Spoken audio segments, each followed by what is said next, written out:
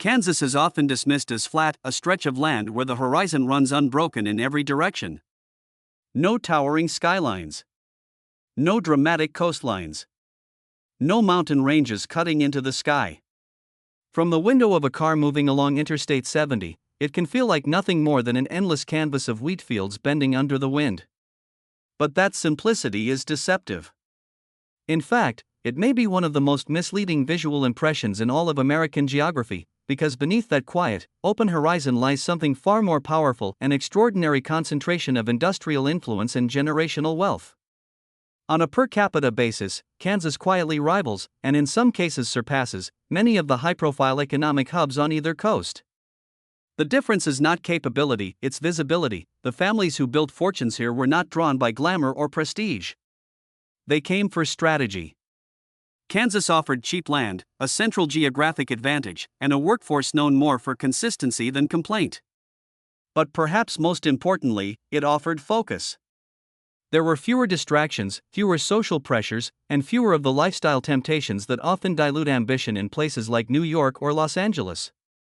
In Kansas, the environment didn't just support success, it demanded discipline. Today, we're exploring the 10 richest families connected to Kansas's names that built extraordinary wealth in one of the most underestimated places in America. Harry Sinclair represents one of the most complex legacies on this list. Born in 1876 in Wheeling, West Virginia, he grew up in Independence, Kansas. His original plan was modest. He studied pharmacy at the University of Kansas with the intention of running a small-town drugstore. But when that business failed, he noticed something far more valuable than medicine. At the time, major discoveries along the Kansas-Oklahoma border were transforming the region. Sinclair quickly pivoted, entering the oil industry as a lease broker. His instincts proved sharp. By the age of 30, he had already made his first $1 million in 1916. He consolidated his operations into Sinclair Oil and Refining Corporation. The company expanded aggressively, building refineries, pipelines, and fuel stations across the country.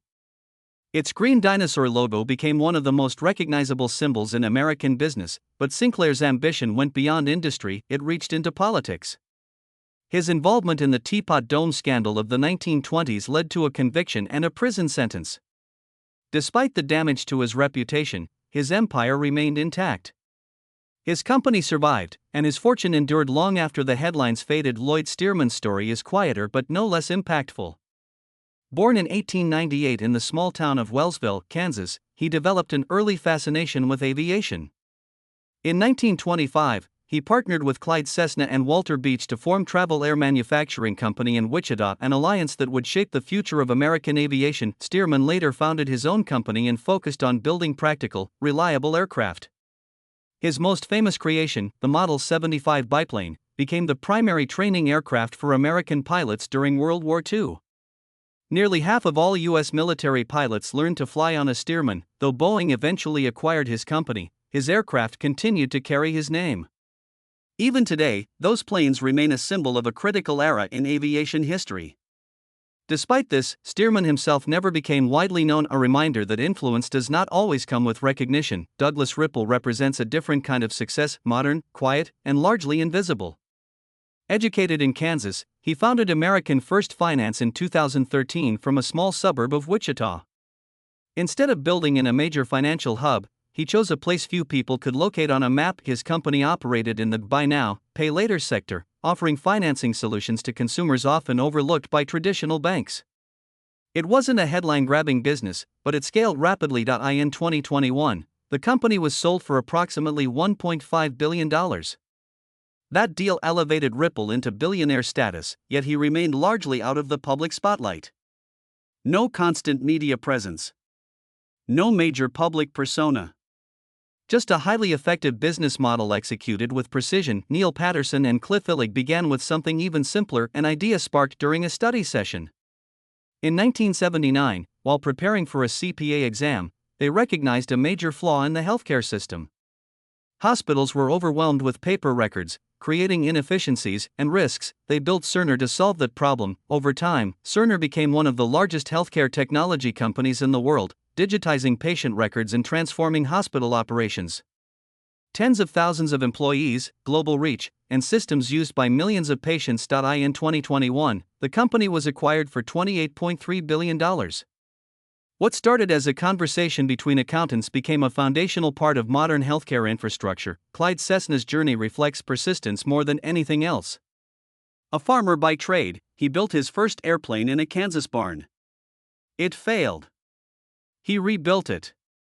It failed again. He kept going. Eventually, it worked. He went on to establish Cessna Aircraft Company, introducing innovative designs that changed aviation. The company faced severe challenges during the Great Depression and temporarily shut down, but it was revived by his family. The Cessna 172 became its defining product, the most produced aircraft in history. Decades later, it remains in operation worldwide. What began as repeated failure in a field became one of the most enduring successes in aviation. Walter and Olive and Beech built something equally significant. Together, they founded Beech Aircraft Company and established a reputation for high-quality, precision-engineered aircraft. After Walter's death, Olive took over leadership at a time when female executives were extremely rare.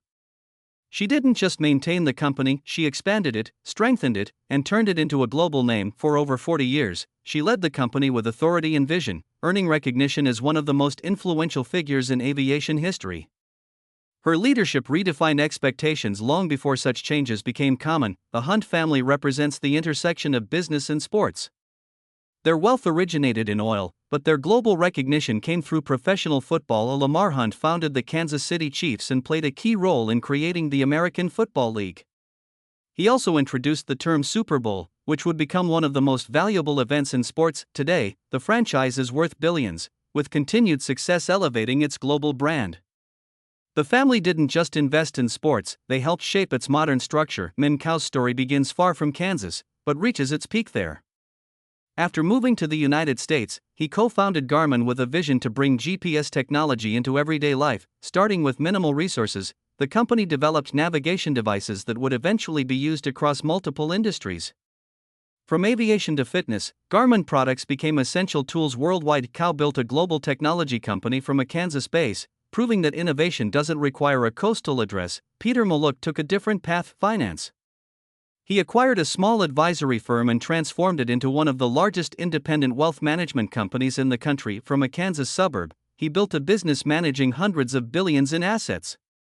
His firm attracted ultra-wealthy clients, and its valuation eventually reached $16 billion. Maluk's success highlights a unique dynamic. He built wealth by advising others on how to manage theirs, ultimately surpassing many of his own clients. Charles Koch stands at the top of this list. From Wichita, he transformed a family business into one of the largest private companies in the world. Koch Industries expanded across multiple sectors, generating over $125 billion in revenue. His influence extends into energy, manufacturing, and global trade. Despite his immense wealth, he remained rooted in Kansas, continuing to operate from the same state where the company began. And that may be the most important insight of all: Kansas doesn't appear powerful. It doesn't project influence in obvious ways. But beneath its quiet surface lies a history of innovation, resilience, and immense financial strength. The landscape may look empty, but the impact it has had on industries, technology, and global business is anything but.